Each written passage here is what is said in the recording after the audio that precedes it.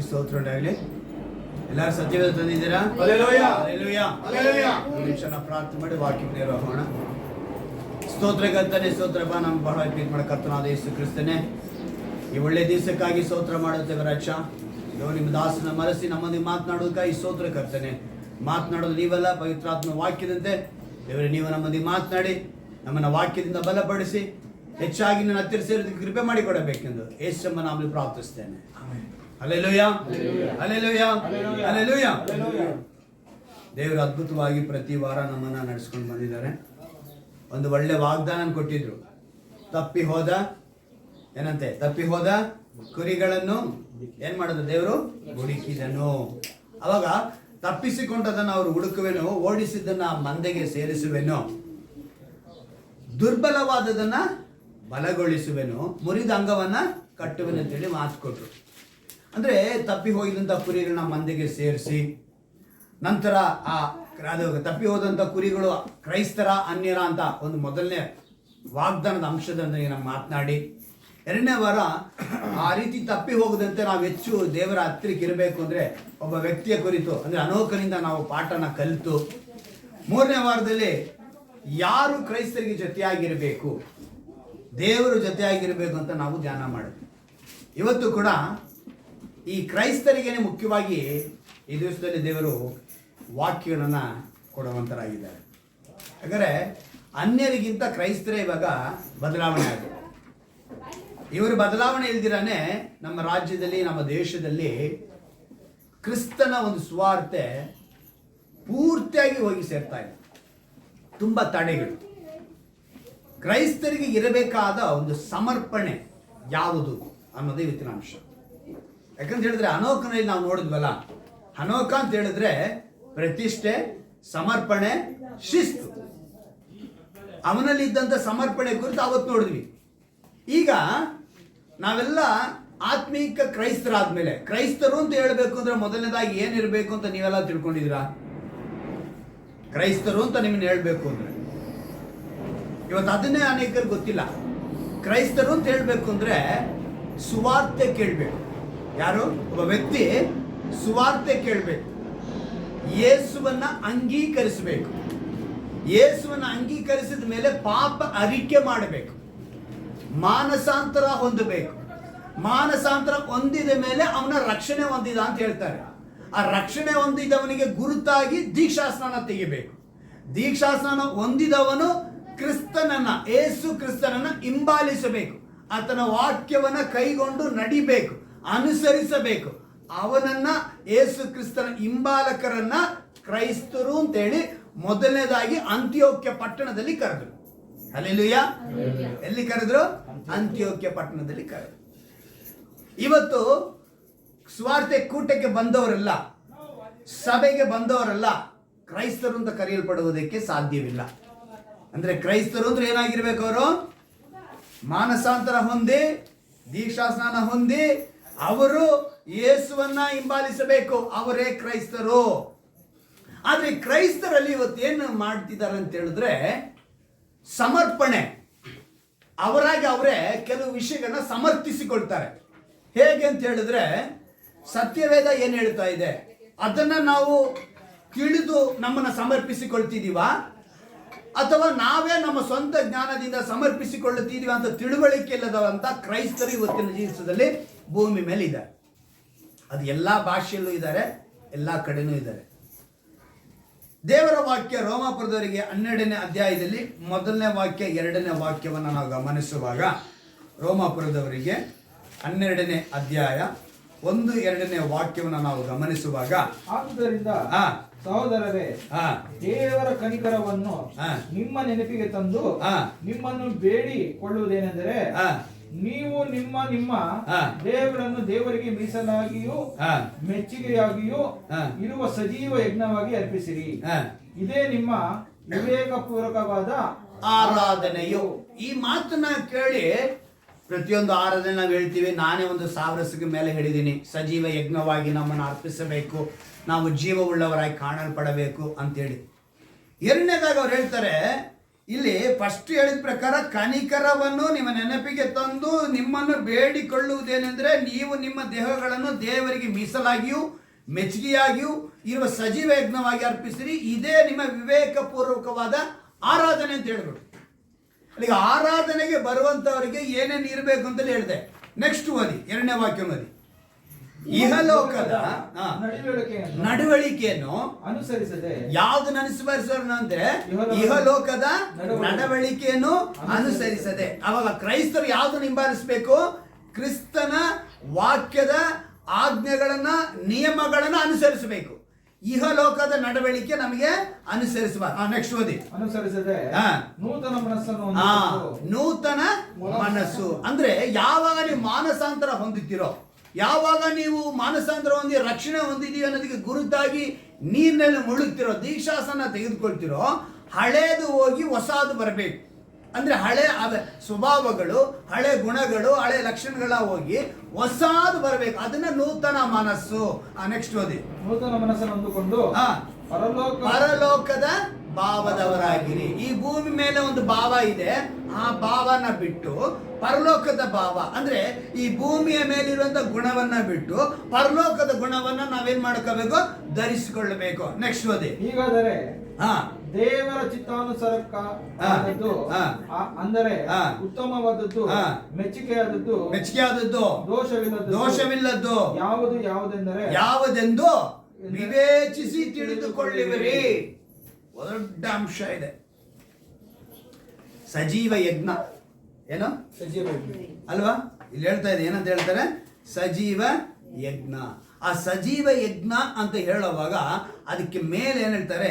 ಆ ಸಜೀವ ಯಾವುದನ್ನ? ದೇಹವನ್ನ ಮೀಸಲಾಗಿಡಬೇಕು. ಈ ದೇಹ ಯಾರಿಗೆ?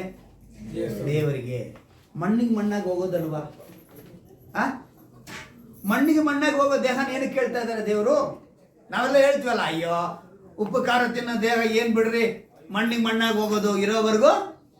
ಹಂಗಲ್ಲ, ಅದೇ ದೇವ್ರು ಕೇಳ್ತಿದ್ದಾರೆ ದೇಹವನ್ನ ಮೀಸಲಾಗಿಡ್ಬೇಕಂತೆ. ಅದು ಮೆಚ್ಚುಗೆ ಆಗ್ಬೇಕು. ಮೀಸಲಾಗಿಟ್ಟಿದ್ದು ದೇವರಿಗೆ ಮೆಚ್ಚುಗೆ ಆಗ್ಬೇಕು. ಎರಡನೇದಾಗಿ, ಮೂರನೇದಾಗಿ ಅವ್ರು ಹೇಳಿದ್ದು ಸಜೀವ ಅಂದ್ರೆ ಸತ್ತೋಗಿ ದೇಹ ಬೇಕಾಗಿಲ್ಲ, ಜೀವ ಇರ್ಬೇಕು. ಆ ಜೀವಕ್ಕೆ ಅಂದ್ರೆ ದೇವರನ್ನ ಸ್ತುತಿಸುವಂತದ್ದಾಗಿರ್ಬೇಕು. ಹೇಗೆ ಅಂತ ಹೇಳ್ತೀನಿ. ಮನಸ್ಸೇನೋ ಸಿದ್ಧವಾಗಿದೆ ಅಂತೆ, ಆದ್ರೆ ಮೊಣಕಾಲು ಏನ್ ಮಾಡ್ತಾ ಇಲ್ಲ. ಕಾರಣ ಏನು? ದೇಹ ಒಪ್ಪಿಸ್ಕೊಡ್ತಾ ಇಲ್ಲ, ಬಲಹೀನತೆ, ಸೋತೋಗ್ತಾ ಇದ್ದೀವಿ, ಮೊಣಕಾಲ. ಆದ್ರೆ ಮನಸ್ಸೇನು ಹೇಳ್ತಾ ಇದೆ, ನಾನು ದೇವ್ರಿಗೋಸ್ಕರ ಪ್ರಾರ್ಥಿಸಬೇಕು ಮೊಣಕಾಲು. ಆದ್ರೆ ಮೊಣಕಾಲು ಏನ್ ಮಾಡ್ತಾ ಇಲ್ಲ. ಅದಕ್ಕೇನೆ ನಾವು ವಿಜ್ಞಾಪನೆ ಮಾಡಿದ ಮೊಣಕಾಲಿಗೆ ಶಕ್ತಿ ಬೇಕು ಅಂದ್ರೆ ದೇವರ ಕೃಪೆ ಬೇಕಾಗಿದೆ. ಆಗ ಅದಕ್ಕೆ ದೇವರು ಹೇಳ್ತಾರೆ ಸಜೀವ ಯಜ್ಞವಾಗಿ. ಅಂದ್ರೆ ಲೋಕದ ನಡವಳಿಕೆಯನ್ನು ಅನುಸರಿಸದೆ ನೂತನ ಮನಸ್ಸನ್ನು ಹೊಂದಿಕೊಂಡವರಾಗಿ ಪರಲೋಕದ ಭಾವ. ಇಷ್ಟು ನಮಗೆ ಬೇಕು. ಇಷ್ಟು ಕಾರ್ಯ ನಮ್ಮಲ್ಲಿ ಅಳವಡಿಸಿಕೊಳ್ಳಬೇಕು ಅಂದ್ರೆ ಅಲ್ಲಿ ಏನ್ ಬೇಕು ಅಂತೇಳಿ ಅಲ್ಲಿ ಹೇಳ್ತಾರೆ ನೋಡಿ. 2ನೇ ವಾಕ್ಯದಲ್ಲಿ ಎಂತ ಹೇಳ್ತಾರೆ ಅಂತ ಹೇಳಿದ್ರೆ, ಚಿತ್ತಾನುಸಾರ. ಇದು ದೇವರಿಗೆ ಇಷ್ಟ ಇದೆಯಾ? ಚಿತ್ತಾನುಸಾರ ಅಂದ್ರೆ ದೇವರಿಷ್ಟ. ನಂತರ ಅದು ಉತ್ತಮವಾಗಿದ್ಯಾ, ಒಳ್ಳೇದಾಗಿದ್ಯಾ.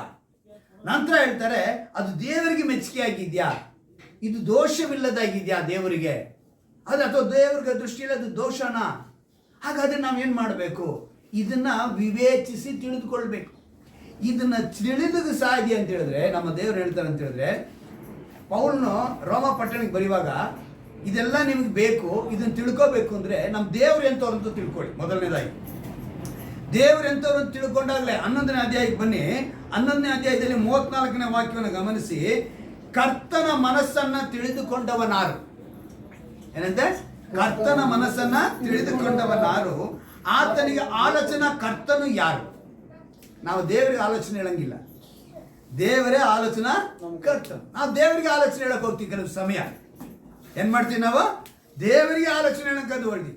ನಂತರ ಹೇಳಲ್ಪಡಿದೆ, ಮೊದಲು ಆತನಿಗೆ ಕೊಟ್ಟು ಪ್ರತಿಫಲವನ್ನು ತೆಗೆದುಕೊಳ್ಳುವವನು ಯಾರು? ಈಗ ನಾನು ಏನಾರು ದೇವರಿಗೆ ಕೊಟ್ಟು ದೇವರಿಂದ ನಾನು ಪಡ್ಕೊಳ್ತೀನಿ ಅಂದ್ರೆ, ಇವತ್ತಿನ ದಿವಸದಲ್ಲಿ ಅನೇಕರ ನೆನಪು ಏನಾಗಿದೆ ಅಂತ ಹೇಳಿದ್ರೆ, ನಾನು ದೇವರಿಗೇನೋ ಒಂದು ಕೊಟ್ಟು ಪಡ್ಕೊಂಡ್ಬಿಡ್ಬೋದು. ಏನ ಆಶೀರ್ವಾದನ ಆಗ್ಬೋದು, ಸ್ವಸ್ಥತೆ ಆಗ್ಬೋದು, ಬಿಡುಗಡೆ ಆಗ್ಬೋದು, ಏನೋ ಒಂದು ಕಾರ್ಯನ ನಾನು ಕೊಟ್ಟು ಅಲ್ಲಿಂದ ಹೊಂದ್ಕೋಬಹುದು ಅಂತ ಹೇಳೋನು ಯಾರು ಅಂತೇಳಿ ದೇವರು ಪ್ರಶ್ನೆ ಮಾಡ್ತಾರೆ. ನಂತರ ಹೇಳ್ತಿದ್ದಾರೆ ಸಮಸ್ತವು ಆತನಿಂದ ಉತ್ಪತ್ತಿಯಾಗಿದೆ. ಯಾವ್ದ್ರಿಂದ? ಸಮಸ್ತವು ಅಂತ ಹೇಳಿದ್ಮೇಲೆ ಈ ಭೂಮಿ ಮೇಲೆ ಇರುವಂತ ಪ್ರತಿಯೊಂದು ಆತನಿಂದ ಉತ್ಪತ್ತಿಯಾಗಿರೋದೆ. ಆತನಿಂದ ಉತ್ಪತ್ತಿಯಾಗಿರುವಂಥದ್ದು ಆತನಿಂದ ನಡೆಯುತ್ತಾ. ಯಾರಿಂದ ನಡೆಯುತ್ತೆ? ಆತನಿಂದಾನೇ ನಡೆಯುತ್ತೆ. ಆತನಿಗಾಗಿ ಇರುತ್ತದೆ. ಯಾರಿಗಾಗಿದೆ? ನಿನಗೂ ನನಗೂ ಅಲ್ಲ. ಯಾರಿಗೋಸ್ಕರ ಇರೋದು ಭೂಮಿ ಮೇಲೆ? ಎಲ್ಲವೂ ಕೂಡ. ಆದ್ರೆ ನೀನು ನಾನು ಏನ್ ಮಾಡ್ತಾ ಇದ್ದೀವಿ? ಅದರಲ್ಲಿ ಬದುಕ್ತಾ ಅದರಲ್ಲಿ ಇರೋದನ್ನ ತೆಗೆದುಕೊಂಡು ಅದನ್ನೇ ದೇವರು ಕೊಟ್ಟು, ನಾನು ದೇವರು ಕೊಟ್ಟು ಬಿಟ್ಟೆ, ನಾನು ದೇವರಿಗೆ ಇಷ್ಟು ಮಾಡಿದ್ದೀನಿ. ಕೀರ್ತನೆಗಾರನ ಹೇಳ್ತಾನೆ, ದಿಕ್ಕಿಲ್ಲದವರನ್ನ ಪರಾಂಬರಿಸೋನು ಧನ್ಯನು. ಬಡವನಿಗೆ ಸಾಲ ಕೊಡುವವನು ದೇವರಿಗೆ ಸಾಲ ಕೊಡ್ತಾನಂತೆ. ಇದನ್ನೆಲ್ಲ ತಿಳಿದುಕೊಂಡು ಮನುಷ್ಯ ಏನ್ ಮಾಡ್ತಾನೆ ಅಂದ್ರೆ, ಇವತ್ತು ಕ್ರೈಸ್ತರಿಗಿರಬೇಕಾದ ಸಮರ್ಪಣೆ ಯಾವುದಂತಾನೆ ಅರಿತಿಲ್ಲ. ಇವ್ರು ಏನ್ ಅನ್ಕೊಂಡಿದ್ದಾರೆ, ನಾನು ಏನಾರು ಕೊಟ್ಟು ಮಾಡ್ಬಿಡ್ಬೋದು. ಒಂದು ಗುಂಪು ಹೇಳ್ತಾ ಇದೆ, ಉಪವಾಸ ಮಾಡಿದ್ರೆ ಏನಂತ ಹೇಳ್ತಿದೆ? ಉಪವಾಸ ಮಾಡಿದ್ರೆ ನಾನು ತುಂಬಾ ದೇವರಿಗೆ ಹತ್ರ ಆಗ್ಬಿಟ್ಟೆ, ನನ್ನನ್ನು ಸಮರ್ಪಿಸ್ಕೊಂಡೆ ಅಂತ ಹೇಳ್ತಾ ಇದೆ ಒಂದು ಗುಂಪು. ಆ ಗುಂಪು ಹೆಂಗೆ ಹೇಳುತ್ತೆ ಅಂತ ಹೇಳಿದ್ರೆ, 21 ದಿವಸ, 40 ದಿವಸ, 7 ದಿವಸ, 3 ದಿವಸ, 1 ದಿವಸನೋ ಅಥವಾ 1 ಹೊತ್ತೋ 2 ಹೊತ್ತೋ ಅಥವಾ 3 ಹೊತ್ತೋ ಏನೋ ಒಂದು ಅರಿಕೆ ಮಾಡಿಕೊಂಡು ನಾನು ಈ ರೀತಿ ಮಾಡಿದ ತಕ್ಷಣ ನಾನು ಯಾರಿಗೆ ಹತ್ರ ಆಗಿದ್ದೀನಿ ಅಂತ ಅನ್ಕೊಂತಿದ್ದೆ ಒಂದು ಗುಂಪು. ಉದಾಹರಣೆ ನಿಮ್ಗೆ ಹೇಳಿದ್ದೀನಿ ನಾನು. ನಮ್ಮ ದೊಡ್ಡ ಮಗನಿಗೋಸ್ಕರ ನಾನು ನಮ್ಮ ಮನೆಯವರು 3 ದಿವಸ ಇದ್ವಿ ಅಂತ ಎಷ್ಟಲ್ಲಿ ಹೇಳಿದ್ನಲ್ವಾ? ಲಾಭ ಯಾರಿಗಾಯ್ತು ಇದರಲ್ಲಿ?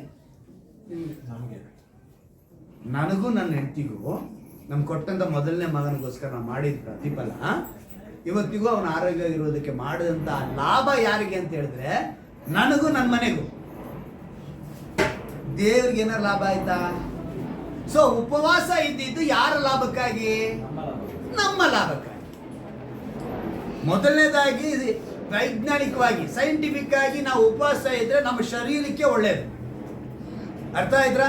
ವಾರಕ್ಕೆ 1 ಸಲಿನಾರು ಇರಬೇಕಿದ್ರೆ ಒಳ್ಳೇದು ಅಂತ ಹೇಳ್ಕೊಂತೀವಿ. ವಾರಕ್ಕೆ 2 ಸಲ ಇದ್ರೂ ಒಳ್ಳೇದೇ. ತುಂಬಾ ಜನ 2 ಹೊತ್ತೇ ಊಟ ಮಾಡೋದು ಗೊತ್ತಾ? ನನಗೆ ತಿಳಿದಂಗೆ ಕೆಲವರು ರೈತರನ್ನ ನಾನು ತಿಳಿದುಕೊಂಡಿರೋಂಥ ಪ್ರಕಾರ ಬೆಳಿಗ್ಗೆ 1 ಸಲ, ಸಂಜೆ 6 ಗಂಟೆಗೆ 1 ಸಲ ತಿಂತಾರೆ. ಬೆಳಿಗ್ಗೆ 1 ಸಲ ತಿಂದು ಹೊತ್ತು ಮುಳುಗೋದಕ್ಕೆ ಮುಂಚೆ ಅವ್ರೇನ್ ಮಾಡ್ತಾರೆ? ಹೊತ್ತು ಮುಳುಗೋದ್ರೆ ಏನು? ದೀಪ ಹಚ್ಚೋದಕ್ಕೆ ಮುಂಚೆ. ಸೂರ್ಯ ಮುಳುಗ್ತಾ ಇದ್ದಾನೆ, ದೀಪ ಹಚ್ಚೋದಕ್ಕೆ ಮುಂಚೆ ಆ ಸಮಯ ಅವ್ರು ಊಟ ಮಾಡಿ 7 ಗಂಟೆಗೆಲ್ಲ, ಬೆಳಿಗ್ಗೆ 4:30 5 ಗಂಟೆಗೆ ಕೋಳಿ ಕೂಗೋದಕ್ಕಿಂತ ಮುಂಚೆ ಹೇಳ್ತಾರೆ ಆರೋಗ್ಯವಾಗಿದ್ರು.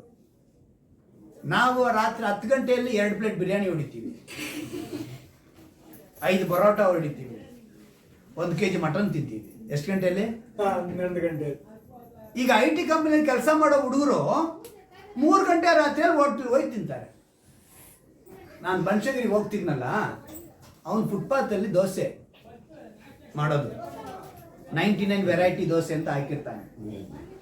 ಬೆಳಿಗ್ಗೆ 3 ಗಂಟೆಗೆ ಬರ್ತಾನೆ, 7 ಗಂಟೆಗೆ ಕ್ಲೋಸ್ ಮಾಡ್ತಾನೆ. ಅಷ್ಟು ಬಿಸ್ನೆಸ್. ಎಷ್ಟೊತ್ತಿಗೆ? ಬೆಳಿಗ್ಗೆ 3 ಗಂಟೆಯಿಂದ 7 ಗಂಟೆಗೆ ಅವನು ದುಕಾನ್ ಬಂದ್ ಎತ್ಕೊಂಡು ಹೋಗ್ಬಿಡ್ತಾನೆ ಗಾಡಿ. ಈ ಥರದ್ದು ಸುಮಾರು ಕಡೆ ಇದೆ. ಆದರೆ ಇವತ್ತು ಮನುಷ್ಯ ತನ್ನನ್ನು ಯಾವ ರೀತಿ ಅಂದರೆ, ತಾನು ಉಪವಾಸ ಇದ್ದು ಬಿಟ್ರೆ ದೇವರಿಗೆ ಮೆಚ್ಚುಗೆ ಆಗ್ಬೋದು? ಖಂಡಿತವಾಗಲಿಲ್ಲ. ಉಪವಾಸ ಅನ್ನೋದು ನಮ್ಮ ಲಾಭಕ್ಕೇನೆ. ದೇವರು ಬಯಸುವಂಥ ಉಪವಾಸ ಪ್ರವಾದಿ ಯೆಶಾಯನ ಮೂಲಕ ಅನೇಕ ಸರಿ ಹೇಳಿದ್ದಾರೆ ಅವರು, ಅಲ್ವಾ?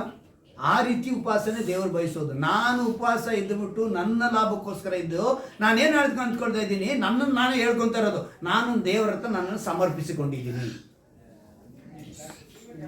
ನೋಡಿ, ಒಂದು ಕಡೆ ದೇವರು ಹೇಳ್ತಾರೆ, ಇಂಥವುಗಳನ್ನ ಓಡಿಸೋದಕ್ಕೆ, ದೆವ್ವನ ಬಿಡಿಸೋದಕ್ಕೆ ಉಪವಾಸ ಪ್ರಾರ್ಥನೆ ಅವಶ್ಯ ಅಂತ ಒಂದೇ ಒಂದು ಸ್ಥಳದಲ್ಲಿ ಹೇಳ್ತಾರೆ.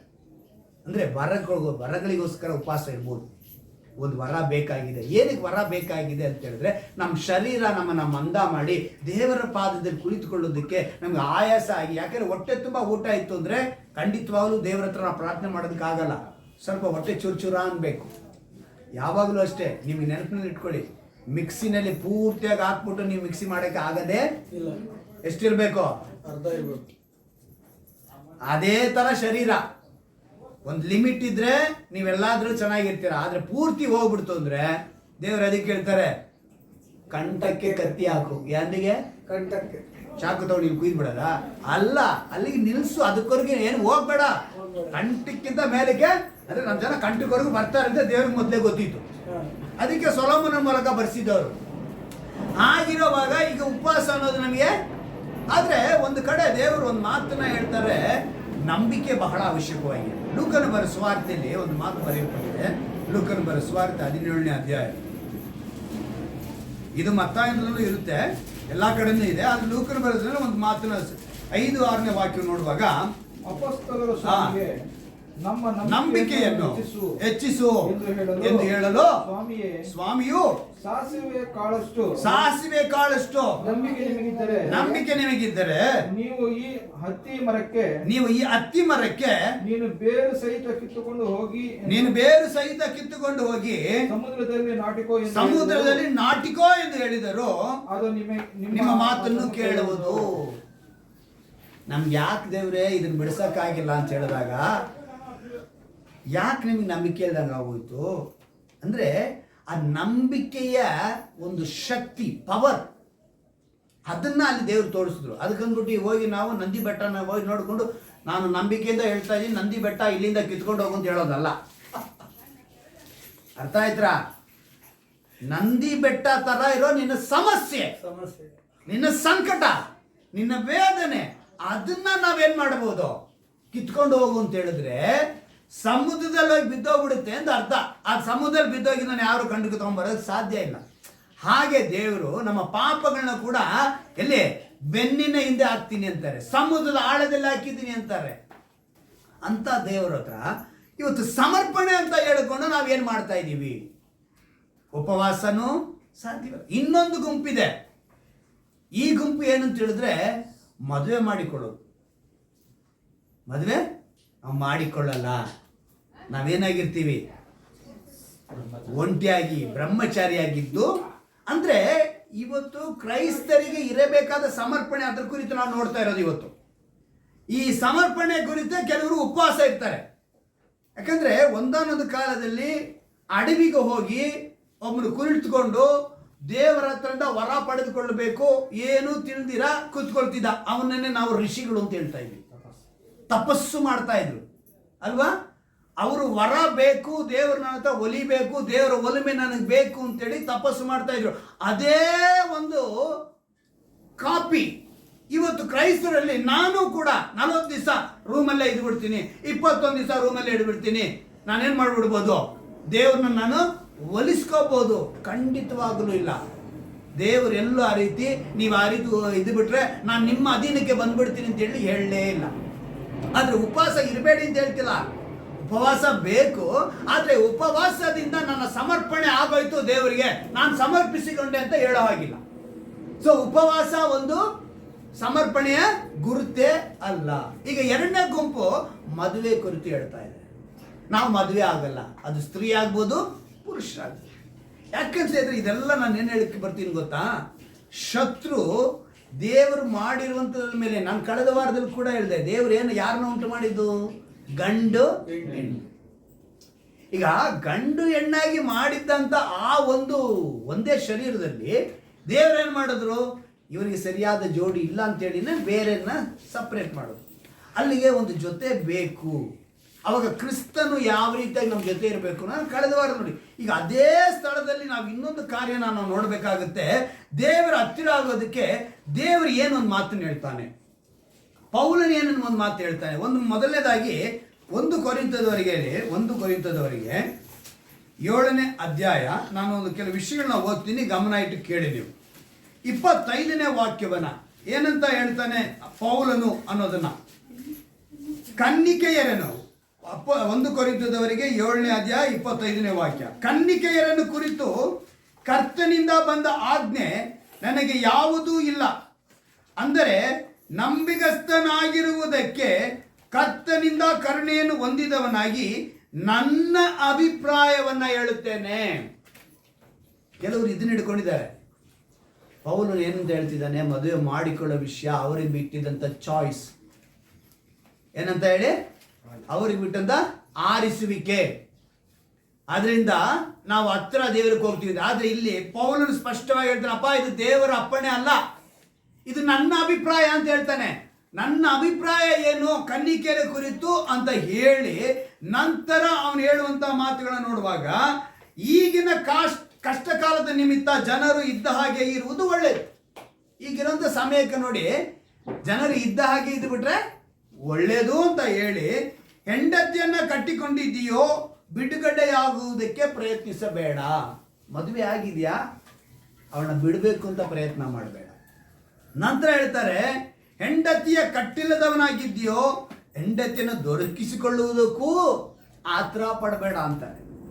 ನಂತರ ಹೇಳ್ತಾರೆ, ಒಂದು ವೇಳೆ ನೀನು ಮದುವೆ ಮಾಡಿಕೊಂಡರೂ ಪಾಪವಿಲ್ಲ, ಕನ್ನಿಕೆಯು ಮದುವೆ ಮಾಡಿಕೊಂಡರೂ ಪಾಪವಿಲ್ಲ. ಮದುವೆ ಮಾಡಿಕೊಳ್ಳೋದು ಪಾಪವಲ್ಲ, ಸ್ಪಷ್ಟವಾಗಿ ಹೇಳ್ತಾ ಇದ್ದಾರೆ. ಇವತ್ತು ಕೆಲವು ಜನ ನಾನು ಮದುವೆ ಮಾಡಿಕೊಂಡಿಲ್ಲ ಅಂತ ಹೇಳಿದ್ರೆ ನನ್ನನ್ನು ದೇವರಿಗೆ ಸಮರ್ಪಿಸಿಕೊಂಡೆ, ಅದು ಸ್ತ್ರೀ ಆಗ್ಬೋದು ಪುರುಷರಾಗ್ಬೋದು ಅಂದುಕೊಂಡಿದ್ದಾರೆ. ದೇವರು ಅದನ್ನು ನಿಮಗೆ ತಿಳಿಯಪಡಿಸಿ ಯಾವುದು ನಮಗೆ ದೇವರಿಗೆ ಸಮರ್ಪಣೆ ಆಗಿರಬೇಕು ಅನ್ನೋದನ್ನ ಹೇಳೋದಕ್ಕೆ ಬರ್ತಾರೆ. ಉಪವಾಸ ಇಲ್ಲ, ಈಗ ಮದುವೆ ಕುರಿತು ಅವ್ರು ಹೇಳ್ತಿದ್ದಾರೆ. ಆದ್ರೆ ಮದುವೆ ಮಾಡಿಕೊಂಡವರಿಗೆ ಶರೀರ ಸಂಬಂಧವಾಗಿ ಕಷ್ಟ ಸಂಭವಿಸುವುದು. ಏನ್ ಬರುತ್ತೆ ಮದುವೆ ಮಾಡಿಕೊಂಡವರಿಗೆ? ಶರೀರ ಸಂಬಂಧವಾಗಿ ಕಷ್ಟ ಬಂದೇ ಬರುತ್ತೆ. ಇದು ನಿಮಗೆ ಉಂಟಾಗಬಾರದು ಎಂದು ನನ್ನ ಅಪೇಕ್ಷೆ. ಅಷ್ಟೇನಪ್ಪ, ಅದಕ್ಕೋಸ್ಕರ ಮದುವೆ ಮಾಡಿಕೊಳ್ಬೇಡಿ ಅಂತ ಹೇಳಿದೆ. ಯಾವುದಕ್ಕೆ? ಶರೀರ ಸಂಬಂಧವಾಗಿ ಬರೋ ಕಷ್ಟ ತಪ್ಪಿಸ್ಕೊಳ್ಳೋದಕ್ಕೆ. ಆದ್ರೆ ನೆಕ್ಸ್ಟ್ ಮತ್ತೆ ಹೇಳ್ಕೊಂಬರ್ತೇನೆ. ನಾನು ಹೇಳುವುದೇನೆಂದ್ರೆ, ಸಮಯವು ಸಂಕೋಚವಾದ್ದರಿಂದ ಇನ್ನು ಮೇಲೆ ಹೆಂಡತಿ ಉಳ್ಳವರು ಹೆಂಡತಿ ಇಲ್ಲದವರಂತೆಯೂ, ಇಲ್ಲೇ ಗಮನಿಸಬೇಕಾಗಿರುವುದು. ಹೆಂಡತಿ ಉಳ್ಳವನು ಹೆಂಡತಿ ಇಲ್ಲದವರಂತೆಯೂ. ನಂತರ ಹೇಳಲ್ಪಟ್ಟಿದೆ ನೋಡಿ, ಅಳುವವರು ಅಳದವರಂತೆಯೂ, ಕೊಂಡುಕೊಳ್ಳುವವರು ಕೊಂಡದ್ದು ತಮ್ಮದೇ ಎಂದು ಹೇಳದವರಂತೆಯೂ, ಲೋಕವನ್ನು ಅನುಭೋಗಿಸುವವರು ಅದನ್ನು ಪರಿಪೂರ್ಣವಾಗಿ ಅನುಭೋಗಿಸಿದವರಂತೆಯೂ ಇರಬೇಕು. ಯಾವುದು ಇದ್ರೂ ಕೂಡ ಇಲ್ಲ ಅನ್ನೋ ಮಟ್ಟಕ್ಕೆ ಹೋಗ್ಬೇಕು. ಯಾಕಂತ ಹೇಳಿದ್ರೆ ದೇವರ ಹತ್ರ ಆಗೋದಕ್ಕೆ ಇವನು ಹೋಗ್ಬಿಟ್ಟು ಹೇಳ್ತಾನೆ, ದೇವರೇ ನೀನು ಕೊಟ್ಟಿದ್ದ ಹೆಂಡತಿ, ಇವಳನ್ನ ಸಾಕಿ ಸಲಗೋದಕ್ಕೆ ನನಗೆ ಕಷ್ಟ ಆಗ್ಬಿಟ್ಟಿದೆ, ಇವಳನ್ನು ನೋಡ್ಕೊಳ್ಳೋದಕ್ಕೆ ನಾನು ದುಡಿಮೆ ಮಾಡಬೇಕಾಗಿದೆ, ಕಷ್ಟಪಡಬೇಕಾಗಿದೆ, ನಿನ್ನ ಹತ್ರ ಸರಿಯಾಗಿ ನಾನು ಮೊಣಕಾಲು ಹಾಕೋಕ್ಕಾಗ್ತಾ ಇಲ್ಲ, ನಿನ್ನ ಹತ್ರ ನಾನು ಸರಿಯಾಗಿ ಪ್ರಾರ್ಥನೆ ಮಾಡೋಕ್ಕಾಗ್ತಿಲ್ಲ ಅಂತ ಹೇಳ್ತಾನೆ ಅಂದ್ಬಿಟ್ಟು ಪೌಲನ್ ಹೇಳಿಕೊಡ್ತಿದ್ದಾನೆ. ನೀನು ಆ ರೀತಿ ಹೇಳೋ ಹಾಗಿಲ್ಲಪ್ಪ, ಹೆಂಡತಿ ಇದ್ರೂ ನೀನು ಹೆಂಡತಿ ಇಲ್ಲದವಂತರ ದೇವ್ರ ಹತ್ರ ಆಗಬೇಕು. ಇದು ಅರ್ಥ ಇದೆ. ಹೆಂಡತಿ ಇಲ್ಲದವರಂತೆ ಇರಂದ್ರೆ ಅರ್ಥ ಏನು? ಅನೇಕ ಸಲ ನಮ್ಮ ಮನೆಗಳಲ್ಲಿ ಕೆಲವರು ಯೋಚನೆ ಮಾಡಿರ್ತಾರೆ, ನನ್ನ ಗಂಡ ಯಾಕೆ ಏನು ಮನೆ ವಿಷಯ ಇಟ್ಕೊಳ್ಳೋದೇ ಇಲ್ಲ ಅಂತ. ವಿಷಯ ಇದೆ, ಕೆಲವೊಂದು ವಿಷಯಗಳನ್ನ ನಾವು ಹೇಳ್ಕೊಳ್ಳೋಕ್ಕಾಗಲ್ಲ. ಸತ್ಯವೇದ ವಾಕ್ಯದ ಪ್ರಕಾರ ನಾವು ಹಿಂಬಾಲಿಸಬೇಕು ಅಂತ ಹೇಳಿದ್ರೆ, ಇಲ್ಲಿ ಏನಂತೇಳಿ ಪುರುಷನ ಕುರಿತು ಬರೀಲೇ ಇಲ್ಲ, ಹೆಂಡತಿ ಕುರಿತು ಮಾತ್ರ ಬರೀತಾನೆ. ಆದರೆ ಪುರುಷನಿಗೆ ಭಾರ, ಒಂದು ಸಮಸ್ಯೆ, ಒಂದು ಶೋಧನೆ, ಒಂದು ಹೋರಾಟ ಎಲ್ಲಿಂದ ಬರುತ್ತೆ? ಆದಿಯಿಂದಲೇ ಬಂತು. ಎಲ್ಲಿ? ಆದಾಮನಿಂದ ಬರಲಿಲ್ಲ. ಎಲ್ಲಿಂದ ಬಂತು? ಅವಳಿಂದ ಬಂತು. ಸೊ ದೇವರು ಅಲ್ಲಿಂದ ಬಂದಿದ್ರೆ ಪೌಲನು ಇಲ್ಲಿ ಹೇಳ್ಕೊಡ್ತಾ ಇದ್ದಾನೆ ಕೊರಿಂಥ ಪಟ್ಟಣಕ್ಕೆ, ಹೆಂಡತಿ ಇದ್ರೂ ಕೂಡ ಹೆಂಡತಿ ಇಲ್ಲದವಳಂತೆ ದೇವ್ರಿಗೆ ಹತ್ರ ಆಗು. ಹೆಂಡತಿ ಇದ್ದಾಳೆ ಅಂದ್ಬಿಟ್ಟು ನೀನು ಆ ಕಾರಣ ಹೇಳೋ ಹಾಗಿಲ್ಲ, ದೇವ್ರ ಹತ್ರಕ್ಕೆ ಬರೋಕ್ಕೆ ಇದೊಂದು ಕಾರಣ ಹೇಳೋ ಹಾಗಿಲ್ಲ. ಏನಿದ್ರೂ ಕೂಡ ಇಲ್ಲ ಅಂದ್ಕೊಂಡು ದೇವರ ಹತ್ರ ಆಗಬೇಕು. ಅಂದ್ರೆ ಆ ಕಷ್ಟನ ಅನುಭವಿಸಿ ನೀನು ದೇವರ ಹತ್ರಕ್ಕೆ ಬರಬೇಕು. ಪುರುಷನಿಗಿದ್ದಂಥ ದೊಡ್ಡ ಭಾರ ಇದು. ಒಬ್ಬ ಗಂಡಸಿಗೆ ದೇವರು ಇಷ್ಟು ದೊಡ್ಡ ಭಾರವನ್ನು ಕೊಟ್ಟಿದ್ದಾರೆ. ನಿನಗಾದ ಇದ್ರೂ ಕೂಡ ನೀನು ಆ ಪ್ರಶ್ನೆ ಹೇಳಾಗಿಲ್ಲ. ನೀನೇನ್ ಮಾಡಬೇಕು? ಹತ್ತಿರ ಹಾರಬೇಕು. ನಂತರ ಹೇಳ್ತಾರೆ, ಅಳುವವರ ಜೊತೆ ಅಳದವರಂತೆಯೂ. ಅಳ್ತಾ ಇದ್ದಾರೆ, ಅವ್ರ ಜೊತೆ ಅಳಬೇಡ, ಅಳದವರಂತೆ ಇರಬೇಕು. ಸಂತೋಷ ಪಡೋರ ಜೊತೆ ಸಂತೋಷ ಪಡೆದವರಂತೆಯೂ, ಕೊಂಡುಕೊಳ್ಳೋರ ಜೊತೆ ಕೊಂಡದ್ದು ತಮ್ಮದೇ ಅಂತ ಅನಿಸ್ಕೋಬೇಡ, ನಿಂದು ಅಂತ ಅನ್ಕೋಬೇಡ. ನಂತರ ಈ ಲೋಕವನ್ನು ಅನುಭೋಗಿಸುವರು ಅದನ್ನು ಪರಿಪೂರ್ಣವಾಗಿ ಅನುಭೋಗಿಸದವರಂತೆಯೂ ಇರಬೇಕು. ಯಾಕೆಂದರೆ ಈ ಪ್ರಪಂಚದ ತೋರಿಕೆಯು ಗತಿಸಿ ಹೋಗುತ್ತಾ ಅದೇ. ನೆಕ್ಸ್ಟ್ ಬಹಳ ಸ್ಪಷ್ಟವಾಗಿ ಹೇಳ್ತಾನೆ, ಆದರೆ ನೀವು ಚಿಂತೆ ಇಲ್ಲದವರಾಗಿರಬೇಕೆಂಬುದು ನನ್ನ ಇಷ್ಟ. ಮದುವೆ ಇಲ್ಲದವನು ತಾನು ಕರ್ತನನ್ನು ಹೇಗೆ ಮೆಚ್ಚಿಸಬೇಕೆಂದು ಕರ್ತನ ಕಾರ್ಯಗಳನ್ನು ಕುರಿತು ಚಿಂತಿಸುತ್ತಾನೆ. ಇಷ್ಟೇ ವಿಷಯ ಹೇಳಿದ್ದು. ಮದುವೆ ಮಾಡ್ಕೊಳ್ದೇ ಇದ್ರೆ ಏನು ಮಾಡ್ತೀಯ ನೀನು? ದೇವ್ರನ್ನ ಏನು ಮೆಚ್ಚಿಸಬೇಕು ಅಂತ ಹೇಳ್ತೀನಿ, ನೋಡ್ತೀವಿ, ಪ್ರಯತ್ನ ಮಾಡ್ತಿದ್ಯಾ. ಆದರೆ ಮದುವೆ ಆದಮೇಲೆ ನಂತರ ಹೇಳಲ್ಪಟ್ಟಿದೆ ನೋಡಿ, ಮದುವೆಯಾದವನು ತನ್ನ ಹೆಂಡತಿಯನ್ನು ಹೇಗೆ ಮೆಚ್ಚಿಸಬೇಕೆಂದು ಪ್ರಪಂಚದ ಕಾರ್ಯಗಳನ್ನು ಕುರಿತು ಚಿಂತಿಸುತ್ತಾನೆ. ಈ ಮಾತನ್ನೇ ಹಿಡ್ಕೊಂಡು ಅವ್ರೇನು ಮಾಡಿದ್ರು, ತುಂಬ ಜನ ನಾವು ಮದುವೆನೇ ಮಾಡ್ಕೊಳ್ಳೋದು ಬೇಡ, ನಮ್ಮನ್ನು ದೇವರಿಗೆ ಸಮರ್ಪಿಸಿಕೊಳ್ತೀವಿ ಅಂತೇಳಿ. ಆದರೆ ಮೇಲ್ಗಡೆ ಇರೋ ವಾಕ್ಯನ ಬಿಟ್ಟರು, ಕೆಳಗಡೆ ಇರೋ ವಾಕ್ಯನ ಮಾತ್ರ ಕೆಲವರು ಹಿಡ್ಕೊಂಡ್ರು.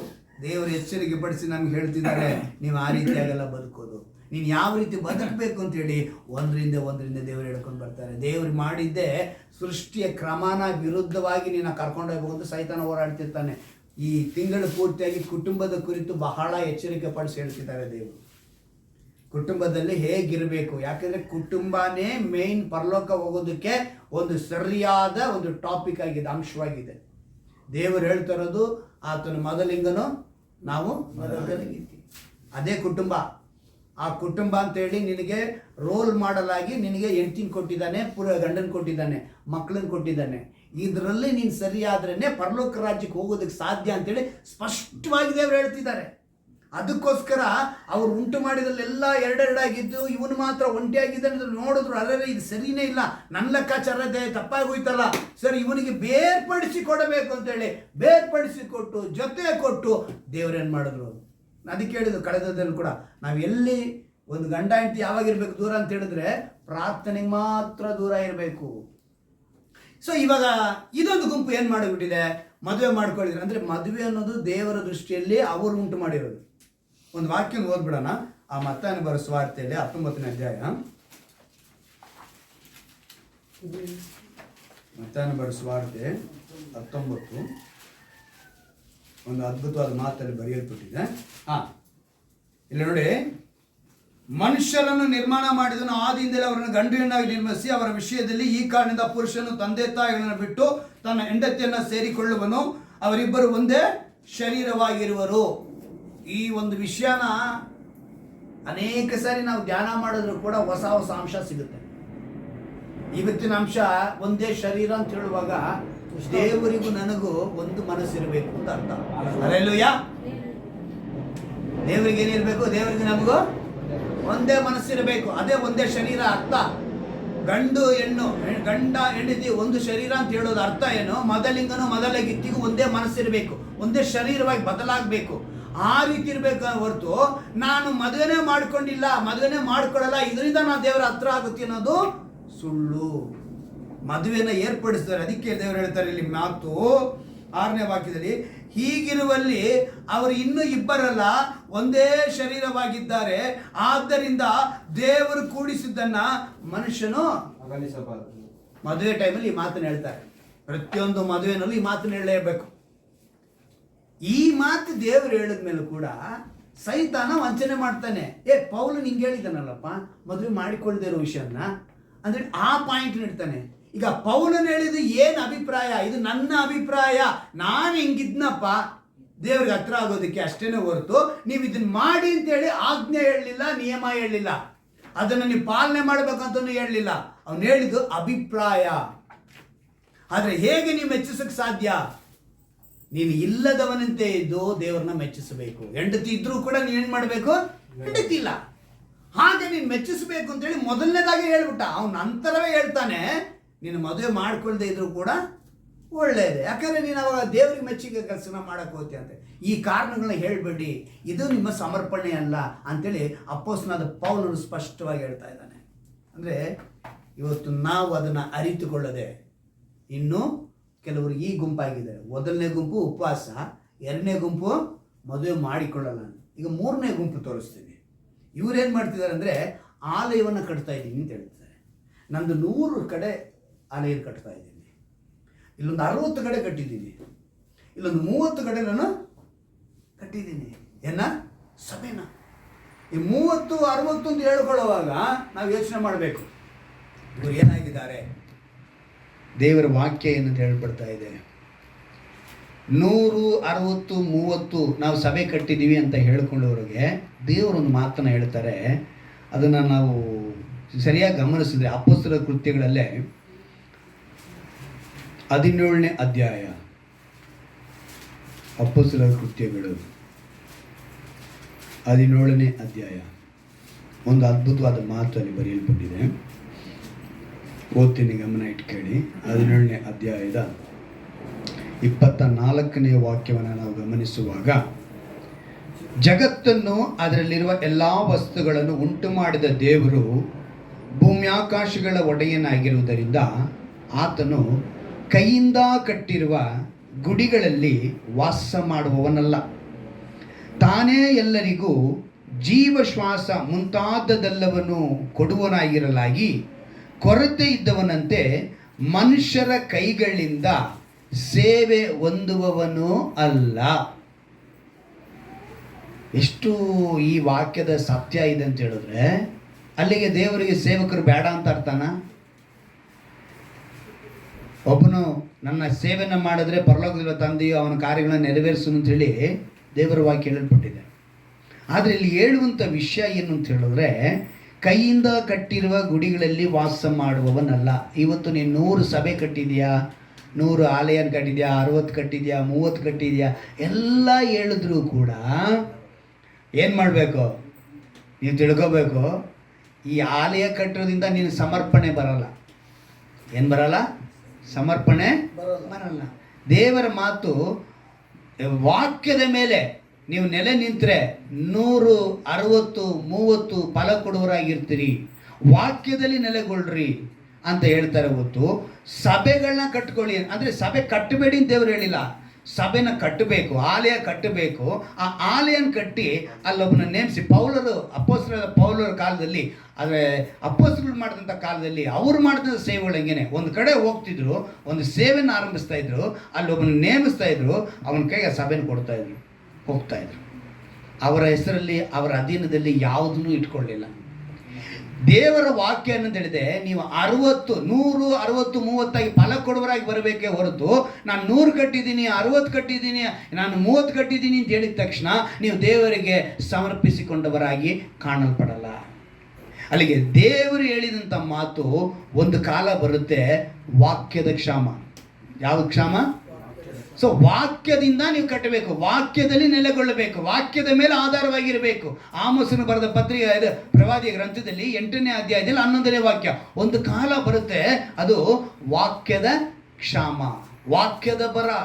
ಅದಕ್ಕೋಸ್ಕರ ನೀನು ವಾಕ್ಯವನ್ನು ನೀವು ಎಲ್ಲರಿಗೂ ತುಂಬಿಸಿ ನೀವು ಆಲಯವನ್ನು ಕಟ್ತೀರಾ, ಆದರೆ ಆಲಯದೊಳಗಡೆ ಯಾರೂ ಇಲ್ಲ. ಸುಮ್ಮನೆ 100 ಕಟ್ಟಿದೆ, 60 ಕಟ್ಟಿದೆ, 30 ಕಟ್ಟೋದು ಅನ್ನೋ ಬದಲು ದೇವರ ಮಾತಿನ ಮೇಲೆ ನೀವು ನಿಂತರೆ ನೀವು 100, 60, 30 ಫಲ ಕೊಡುವರಾಗಿರ್ತೀರ. ಆದರೆ ಇವತ್ತು ಅನೇಕರು ಏನು ಮಾಡ್ತಾರೆ, ಸಭೆನ ಕಟ್ತಾರೆ, ಅವ್ರ ಕೆಳಗಡೆ ಇಡಬೇಕು. ಸಭೆ ಏನಾಗಿರಬೇಕು? ಅವ್ರ ಕೆಳಗಿರಬೇಕು. ಯಾರಿಗೂ ಅವ್ರು ಕೊಡಲ್ಲ. ಅವ್ರಿಗೆ ಯಾರಿಗೂ ಕೊಡ್ದಿರ ಇವ್ರೇನು ಮಾಡ್ತಾರೆ, ಇವ್ರು ಅದಿಂದಲ್ಲಿ ಇಟ್ಕೊತಾರೆ ಹೊರತು, ನನಗೆ ಅಲ್ಲಿ 100 ಇದೆ, ಇಲ್ಲಿ ಒಂದು 60 ಇದೆ, ಒಂದು 30 ಇದೆ ಅಂತ ಹೇಳ್ಕೊತಾರೆ ಹೊರತು, ಆದರೆ ಅಲ್ಲಿ ವಾಕ್ಯ ಮಾತ್ರ ನೆಲೆಗೊಳ್ಳಲ್ಲ. ಅಪೊಸ್ತಲರುಗಳು ಮಾಡಿದಂಥ ಸೇವೆ ಆ ಥರ ಸೇವೆ.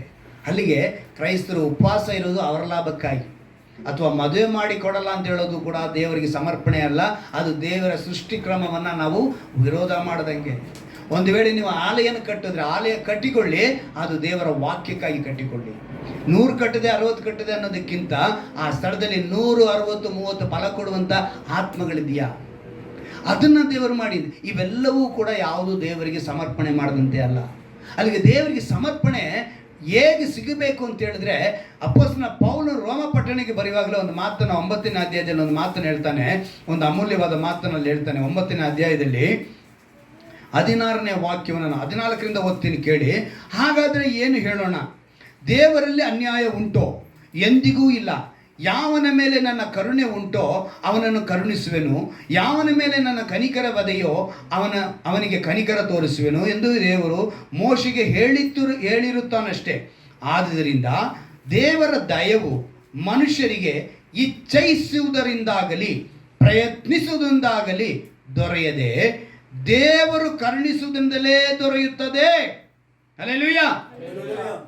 ದೇವರು ಕರುಣಿಸಿದ್ರೆ ಮಾತ್ರ ನಮಗೆ ಆ ಕರುಣೆ ಕೃಪೆ ಸಿಗುತ್ತೆ ಹೊರತು ನಾನು ಉಪವಾಸ ಇದ್ದಿಂದ ನನಗೆ ಸಿಕ್ತು, ನಾನು ಮದುವೆ ಮಾಡ್ಕೊಳ್ದಿರ ನನ್ನನ್ನು ಸಮರ್ಪಿಸಿಕೊಂಡೆ ಅದರಿಂದ ನನಗೆ ಸಿಕ್ತು, ಅಥವಾ ನಾನು ಈ ಕಡೆ 100 ಆಲಯ ಕಟ್ಟೆ, ಅಲ್ಲಿ 60 ಕಟ್ಟೆಯಲ್ಲಿ 30 ಆಲಯ ಕಟ್ಟಿದ್ದೀನಿ, ಅದರಿಂದ ನನಗೆ ದೇವರ ರಾಜ್ಯದ ಕೆಲಸಕ್ಕೂ ಅಥವಾ ದೇವರಿಗೆ ಸಮೀಪ ಆಗ್ಬಿಟ್ನೋ ಅಥವಾ ನಾನು ದೇವರಿಗೆ ಸಮರ್ಪಿಸಿಕೊಂಡೆ ಅಂತ ಹೇಳುವುದಕ್ಕೆ ಸಾಧ್ಯ ಇಲ್ಲ. ದೇವರು ತನ್ನ ಒಂದು ಕರುಣೆನ ತಾನು ಇಚ್ಛಿಸಿರುವಂತ ಕೊಡ್ತಾರೆ. ಅವ್ರಿಗೆ ಯಾರ ಮೇಲೆ ಇಷ್ಟ ಇದೆಯೋ ಅವರು ಕೊಡ್ತಾರೆ. ಅದಕ್ಕೆ ನಾವು ಹೇಳಿದ್ದು ಬೆಳಿಗ್ಗೆಯಿಂದ ಸಂಜೆವರೆಗೂ ಕೂಲಿ ಮಾಡ್ತಾರೆ. ಬೆಳಿಗ್ಗೆ ಬಂದವನಿಗೂ ₹1 ಕೂಲಿ, ಆ 1 ಗಂಟೆ ಮುಂಚೆ ಬಂದವನು ಕೂಡ ₹1 ಕೂಲಿನೇ ಕೊಟ್ಟರು. ಆ ಸಾಮ್ಯ ಏನಕ್ಕೆ ಹೇಳುದು ಅಂತ ಹೇಳಿದ್ರೆ, ನಾನು ಕೊಡಲು ಬಯಸ್ತೀನಿ, ನಾನು ಯಜಮಾನ, ನಿನಗೆ ಬೆಳಿಗ್ಗೆ ಬಂದಾಗ ನೀನು ಏನು ಕೂಲಿ ಕೊಡ್ತೀನಿ ಅಂತ ಹೇಳಿದೆ 1, ಸಂಜೆ ಬಂದವನಿಗೂ ನಾನು ಒಂದೇನೇ ಹೇಳಿದ್ದು, ಸೊ ನಿನಗೂ ಅವನಿಗೂ ನಾನು ನ್ಯಾಯವನ್ನೇ ಮಾಡಿದ್ದೀನಿ ಅಂತೇಳಿ ಆ ಸಾಮ್ಯವನ್ನು ಹೇಳ್ತಾರೆ. ಅವ್ರು ಕೊಡುವುದರಲ್ಲಿ ಅವರು ತನ್ನ ಚಿತ್ತವನ್ನು ನೆರವೇರಿಸ್ತಾರೆ. ಹಾಗಾದರೆ ಕ್ರೈಸ್ತರಿಗೆ ಇರಬೇಕಾದ ಸಮರ್ಪಣೆ ಯಾವುದು? ರೋಮಾಪುರದವರಿಗೆ 14ನೇ ಅಧ್ಯಾಯ, ಇದರಲ್ಲಿ ಇನ್ನೂ ಕೆಲವರು ಇದ್ದಾರೆ, ಇನ್ನೊಂದು ಗುಂಪಿದೆ, ಆಹಾರದ ವಿಷಯದಲ್ಲಿ ಇದ್ದಾರೆ. ಅವರ ಆಹಾರ ವಿಷಯದಲ್ಲಿ ತಮ್ಮನ್ನು ಏನು ಮಾಡ್ಕೊಂಡಿದ್ದಾರೆ, ನಾನು ದೇವರಿಗೆ ಹತ್ರ ಆಗ್ತೀನಿ ಅಂತ ಅಂದ್ಕೊಂಡಿದ್ದಾರೆ. ದೇವರು ಅದನ್ನು ನಮ್ಗೆ ಹೇಳಿ ತೋರಿಸ್ತಾರೆ. ಯಾಕಂತ ಹೇಳಿದ್ರೆ ಕ್ರಿಸ್ಮಸ್ ಟೈಮ್ ಬಂದಾಗ ಸಾಕು ಕೆಲವರು ಮಾತುಗಳು ಹೇಳ್ತಾರೆ. ಕ್ರಿಸ್ಮಸ್ ಟೈಮ್ ಬಂದಿದ ತಕ್ಷಣ ಅಲ್ಲಿ ಪಾರ್ಟಿ, ಇಲ್ಲಿ ಪಾರ್ಟಿ, ಇಲ್ಲಿದೆಲ್ಲ ನಡೀತಾ ಇದೆ, ಇವೆಲ್ಲ ನಡೀತಾ ಇದ್ದ ತಕ್ಷಣ ದೇವರ ಉಪದೇಶ ಸ್ಟಾರ್ಟ್ ಆಗುತ್ತೆ.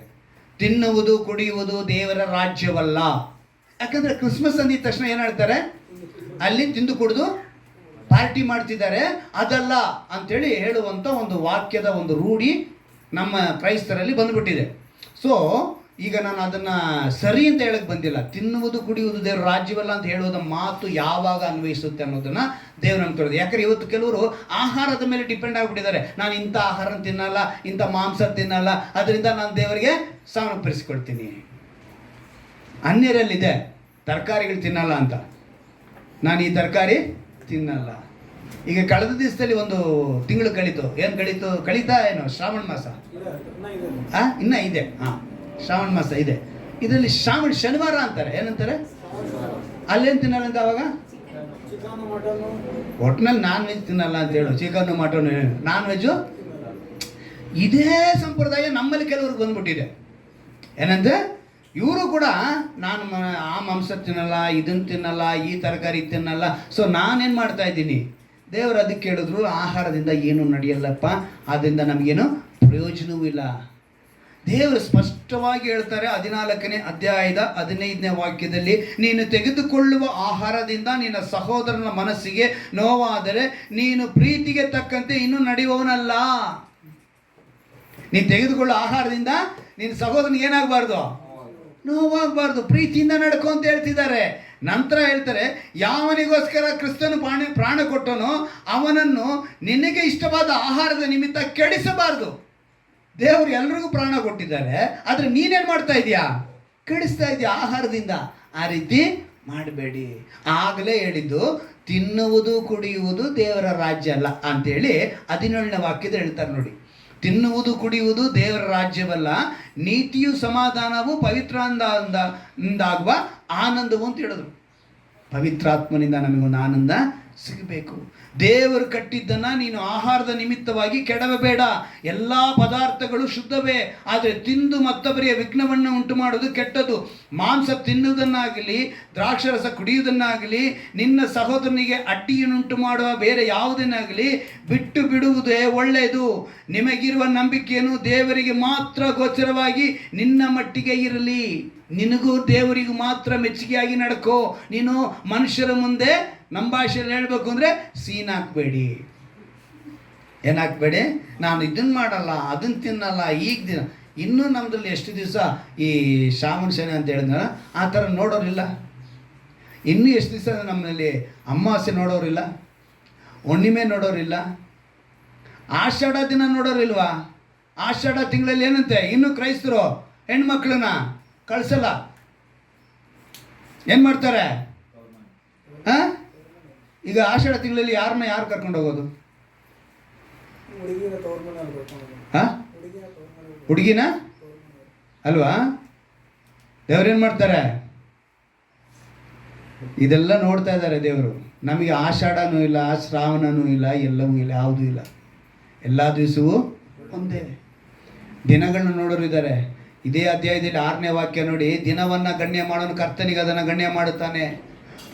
5ನೇ ವಾಕ್ಯ ನೋಡಿ, ಒಂದು ದಿನಕ್ಕಿಂತ ಮತ್ತೊಂದು ದಿನವನ್ನು ವಿಶೇಷವೆಂದೆಣಿಸುತ್ತಾನೆ, ಮತ್ತೊಬ್ಬನು ಎಲ್ಲ ದಿವಸಗಳನ್ನು ವಿಶೇಷವೆಣಿಸ್ತಾನೆ. ಪ್ರತಿಯೊಬ್ಬನು ತನ್ನ ಮನಸ್ಸಲ್ಲಿ ನಿಶ್ಚಯಿಸಿಕೊಂಡಿರಬೇಕು. ದಿನವನ್ನು ಗಣ್ಯ ಮಾಡೋನು ಕರ್ತನಿಗಾಗಿ ಅದನ್ನು ಗಣ್ಯ ಮಾಡೋ. ಎಲ್ಲ ದಿವಸವೂ ದೇವರಿಗೆ ಒಳ್ಳೆ ದಿವಸ. ಆದರೆ ಇವತ್ತು ಇದನ್ನೂ ಹೇಳ್ಕೊಂಡು ನಾನು ದೇವರಿಗಾಗಿ ಪ್ರೀತಿ ಮಾಡ್ತಾ ಇದ್ದೀನಿ, ದೇವರಿಗೆ ಸಮರ್ಪಿಸಿಕೊಳ್ತೀನಿ ಅಂತ ಇದ್ದಾನೆ. ಅಲ್ಲಿಗೆ ಉಪವಾಸ ಇದ್ರೂ ಇಲ್ಲ, ನೀನು ಮದುವೆ ಮಾಡಿಕೊಂಡಿಲ್ಲ ಅಂತ ಹೇಳಿದ್ರು ಅದು ಸಮರ್ಪಣೆ ಅಲ್ಲ, ಆಲಯ ಕಟ್ಟಿದ್ದೀನಿ ಅಂದ್ರೂ ಅದು ಸಮರ್ಪಣೆ ಅಲ್ಲ, ಅಥವಾ ನೀನು ಆಹಾರದಿಂದ ನಾನೇನು ಮಾಡ್ತಿದ್ದೀನಿ ಅಂತ ಹೇಳಿದ್ರು ಅದು ದೇವರಿಗೆ ಸಮರ್ಪಣೆ ಅಲ್ಲ. ಅಲ್ಲಿಗೆ ನಮ್ಮ ಸಮರ್ಪಣೆ ಹೆಂಗಿರಬೇಕು ಒಂದೇ ಪದದಲ್ಲಿ ಹೇಳಿ ಮುಗಿಸ್ತಾರೆ ದೇವರು. 1 ಕೊರಿಂಥದವರಿಗೆ 8ನೇ ಅಧ್ಯಾಯ, 1 ಕೊರಿಂಥದವರಿಗೆ 8ನೇ ಅಧ್ಯಾಯ 6ನೇ ವಾಕ್ಯ. 1 ಕೊರಿಂಥದವರಿಗೆ 8ನೇ ಅಧ್ಯಾಯ.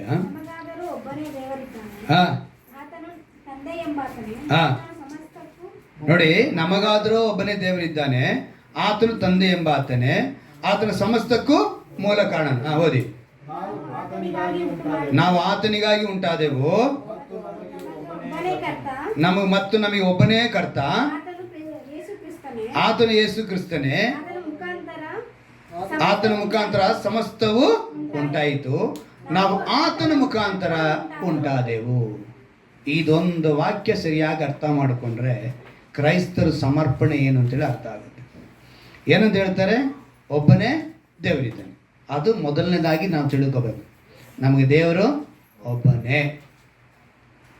ಇನ್ನೂ ಅನೇಕರು ತಾಯಿ ಶಿಷ್ಯರು ಆರಾಧಿಸ್ಕೊಡು ಇದ್ದಾರೆ. ಇನ್ನೂ ತಂದೆಯಾದ ದೇವರನ್ನು ಧಿಕ್ಕರಿಸುವವರು ಇದ್ದಾರೆ, ಪವಿತ್ರಾತ್ಮನ ಧಿಕ್ಕರಿಸುವವರು ಇದ್ದಾರೆ. ಇಲ್ಲಿ ಸ್ಪಷ್ಟವಾಗಿ ಹೇಳಿದೆ, ನಮಗಾದರೂ ಒಬ್ಬನೇ ದೇವರಿದ್ದಾನೆ, ಆತನು ತಂದೆ ಎಂಬ ಆತನೇ. ತಂದೆಯಾದ ದೇವರು ಅಲ್ಲಿದ್ದಾರೆ. ಆತನು ಸಮಸ್ತಕ್ಕೂ ಮೂಲ ಕಾರಣನು. ನಾವು ಆತನಿಗಾಗಿ ಉಂಟಾದೆವು ಮತ್ತು ನಮಗೆ ಒಬ್ಬನೇ ಕರ್ತ, ಅದು ಯೇಸು ಕ್ರಿಸ್ತನೇ, ಸೃಷ್ಟಿಕರ್ತ ಯೇಸು ಕ್ರಿಸ್ತನು. ಈ ಒಂದು ನಂಬಿಕೆ ಆಧಾರ, ಇದಕ್ಕೆ ಯಾರು ಸಮರ್ಪಿಸಿಕೊಳ್ತಾರೋ ಅವರೇ ನಿಜವಾದ ಕ್ರೈಸ್ತರು. ಹಲ್ಲೆಲೂಯಾ. ಉಪವಾಸದಿಂದ ನಾನು ದೇವರಿಗೆ ಹತ್ರ ಆಗ್ತೀನಿ, ಸಮರ್ಪಣೆ ಮಾಡಿದ್ದೀನಿ ಅಂತ ಹೇಳಬಂಗಿಲ್ಲ. ಮದುವೆ ಮಾಡಿಕೊಂಡಿಲ್ಲ ಅಂಥೇಳಿ ನಾನು ದೇವರಿಗೆ ಸಮರ್ಪಿಸಿಕೊಂಡಿದ್ದೀನಿ ಅಂತ ಹೇಳುವ ಹಾಗೆ ಇಲ್ಲ. ನಾನು 100 ಆಲಯ ಕಟ್ಟಿದ್ದೀನಿ ಹೇಳಿದ್ದೀನಿ, ನಾನು ದೇವರಿಗೆ ಸಮರ್ಪಣೆ ಮಾಡಿದ್ದೀನಿ ಅಂಥೇಳಿ ಹೇಳುವ ಹಾಗಿಲ್ಲ. ಆಹಾರದಿಂದ ನಾನೇನು ಮಾಡಿದ್ದೀನಿ, ದೇವರಿಗೆ ಸಮರ್ಪಣೆ ಮಾಡಿದ್ದೀನಿ, ನಾನು ಹತ್ತಿರ ಆಗಿ ನಿಂತು ಹೇಳುವ ಹಾಗಿಲ್ಲ. ನಮ್ಮ ಸಮರ್ಪಣೆ ಏನಿದ್ರು, ಒಬ್ಬನೇ ದೇವರು, ಒಬ್ಬನೇ ಕರ್ತ, ಆತನು ಯೇಸು ಕ್ರಿಸ್ತನು. ಇದೊಂದೇ ನಾವು ಸಮರ್ಪಿಸಬೇಕಾಗಿರೋದು. ಈ ಮಾತಿಗೆ ಮಾತ್ರ ಸಮರ್ಪಿಸಬೇಕು. ಯಾರ್ಯಾರು ಈ ಮಾತಿಗೆ ಸಮರ್ಪಿಸಿಕೊಳ್ತಾರೋ ಅವರೇ ನಿಜವಾದ ಕ್ರೈಸ್ತರು. ನಾವು ಮೊಣಕಲ್ಲಾಕಿ ಈ ಒಂದು ಅನುಭವ ಕೊಡಿ ಅಂತೇಳಿ ನಾವೆಲ್ಲ ಪ್ರಾರ್ಥನೆ ಮಾಡೋಣವಾ? ನೀವು ಕೇಳಿದ ವಾಕ್ಯವನ್ನು ನೆನಪಿನಿಟ್ಕೊಳ್ಳಿ. ಉಪವಾಸ, ಮದುವೆ, ಆಲಯ, ನಾನು ಇಂಥ ತರಕಾರಿ, ಮಾಂಸ ಅಥವಾ ದಿನ, ಕಾಲ, ಸಮಯ, ಇನ್ನು ಕೆಲವರು ವಸ್ತ್ರಗಳು, ಬಣ್ಣಗಳು, ಅಪ್ಪ ಇವೆಲ್ಲವೂ ನನ್ನ ಸಮರ್ಪಣೆ ಅಲ್ಲ. ನನ್ನ ಸಮರ್ಪಣೆ ಏನು ಅಂತ ಹೇಳಿದ್ರೆ, ಒಬ್ಬನೇ ದೇವರು, ಒಬ್ಬನೇ ಸೃಷ್ಟಿಕರ್ತ, ಆತನು ಯೇಸು ಕ್ರಿಸ್ತನು ಎಂಬ ಆಧಾರ ನಂಬಿಕೆ ಯಾರು ಒಪ್ಪಿಕೊಳ್ಳುತ್ತಾರೋ ಇದೇ ನಿಜವಾದ ಕ್ರೈಸ್ತರ ಸಮರ್ಪಣೆ ಎಂದು ನಿನ್ನ ವಾಕ್ಯದಿಂದ ತಿಳಿಸಿಕೊಟ್ಟಿದ್ದಕ್ಕಾಗಿ ಸ್ತೋತ್ರ ರಾಜ. ವಾಕ್ಯಕ್ಕೆ ಒಪ್ಪಿಸಿಕೊಡುವಂತೆ ಕೃಪೆ ಮಾಡಿಕೊಟ್ಟಿದ್ದಕ್ಕಾಗಿ ಸ್ತೋತ್ರ ರಾಜ. ಈ ವಾಕ್ಯದಲ್ಲಿ ಬೆಳೆಯುವಂತೆ ಕೃಪೆ ಮಾಡಿಕೊಡು. ನಮ್ಮ ರಕ್ಷಕನು ವಿಮೋಚಕನೂ ಆಗಿರುವ ಯೇಸು ಕ್ರಿಸ್ತನ ನಾಮದಲ್ಲಿ ಪ್ರಾರ್ಥಿಸಿ ಬೇಡುವಂತೆ ನನ್ನ ಜೀವಳ ತಂದೆಯೇ, ಆಮೆನ್.